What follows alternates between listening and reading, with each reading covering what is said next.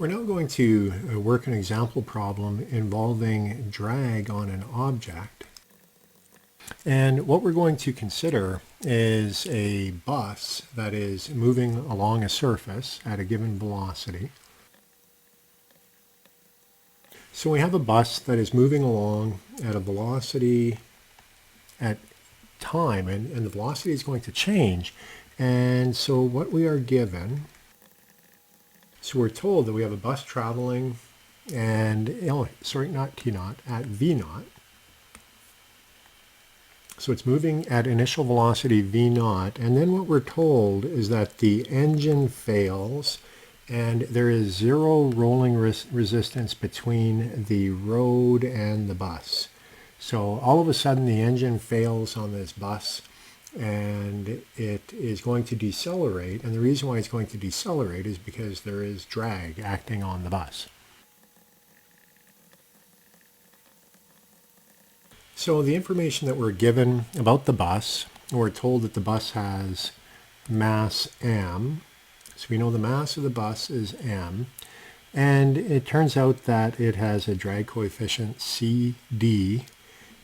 We know the frontal area of the bus with which the drag coefficient is calculated. So that is given to us.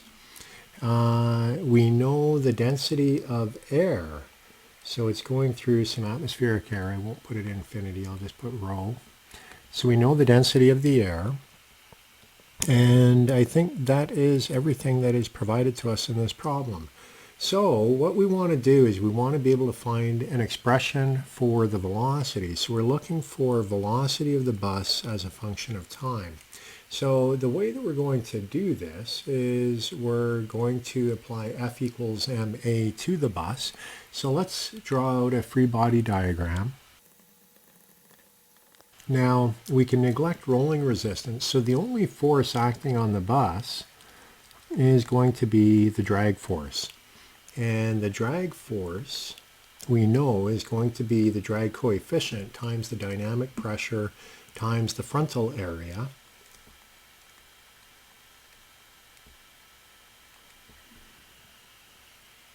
And this is what we're after in the problem. We're after the velocity.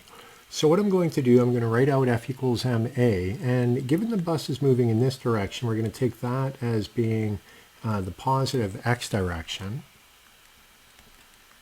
So the force on the bus is going to be acting in the negative direction.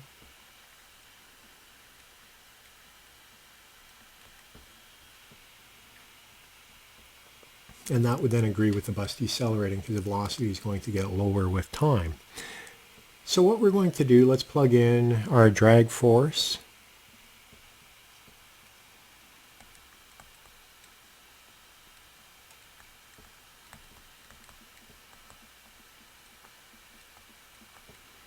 So we end up with this differential equation here. And remember what we're after. We want to know what is velocity as a function of time. Boundary conditions, velocity at t equals 0. We were told was equal to v naught. So that is what we have to solve this problem. So let's rearrange the differential equation, get dv and v on the same side of the equation, and then let's work through it.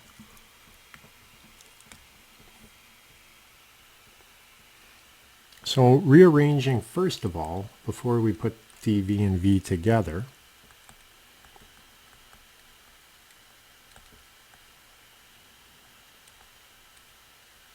okay, so we got v squared there. Now we can rearrange.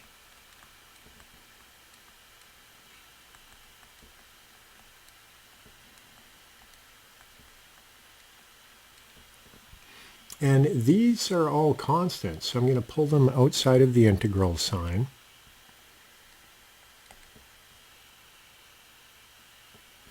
And on the right-hand side, we're integrating. And the limits of integration, time, we're trying to find velocity as a function of time. And we were told the velocity at t equals 0. So we're going from 0 to some arbitrary point in time. And the velocity is going from v naught to v, where v is the velocity at some point in time. which is what we're trying to solve. So what we're going to do, let's integrate this equation.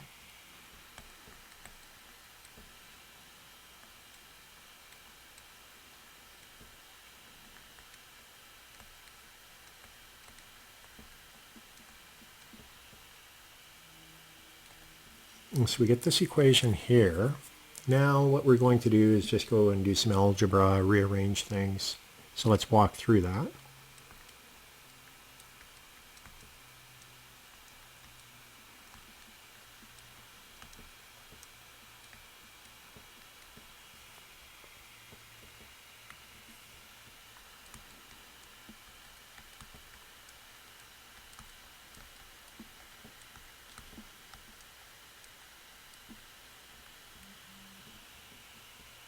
So we get this expression here, and remember what we're after is velocity as a function of time. So let's solve for that.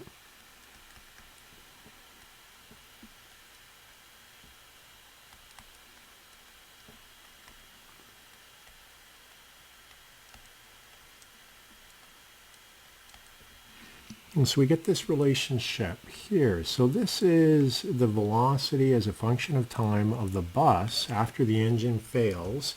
The only thing slowing it down is going to be the drag force because we're neglecting rolling resistance.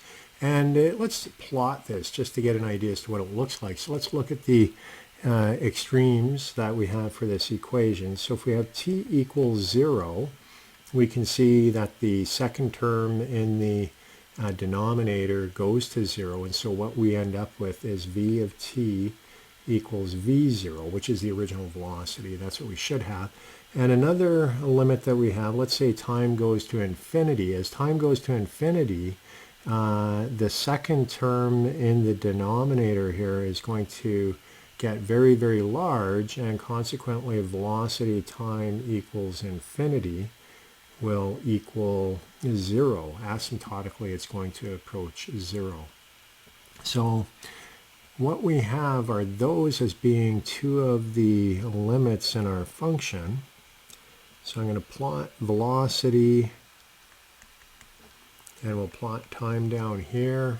We said this here was at t equals 0. So we begin here, v naught, and we know way out here we're eventually going to get to 0.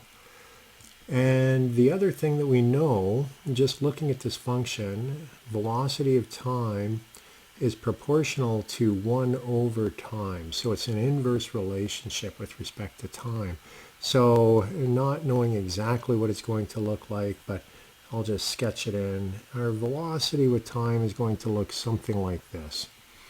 So that would be a curve then of our velocity as a function of time of the bus due to drag. Inverse relationship with time. So that gives you an example of a fairly simple problem dealing with drag, but it enables us then to calculate the forces, and we can evaluate the velocity of this bus over time.